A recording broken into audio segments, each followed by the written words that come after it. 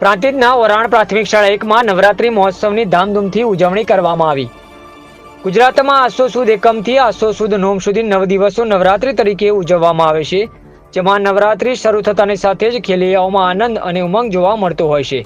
શહેરો તેમજ ગામડાઓના ચોકમાં ખેલૈયાઓ મન મૂકીને રાત્રે ગરબે ઘૂમતા જોવા મળી રહ્યા છે, જેને લઈને સાબરકાંઠા જિલ્લાના પ્રાંતિજના ઓરાણ પ્રાથમિક શાળા 1માં નવરાત્રી પર્વ નિમિત્તે ટીમલી, 3 તાળી તેમજ રાસ ગરબાનું સુંદર આયોજન કરાયું હતું, જેમાં ડીજેના તાલે વિદ્યાર્થીઓ મન મૂકીને ગરબે ઘૂમી નવરાત્રી પર્વની ઉજવણી કરી હતી। ત્યારે શિક્ષક મિત્રો પણ બાળકોની સાથે ગરબે ઘૂમ્યા હતા।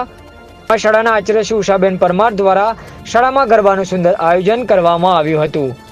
અહેવાલ અલ્પેશ નાયક।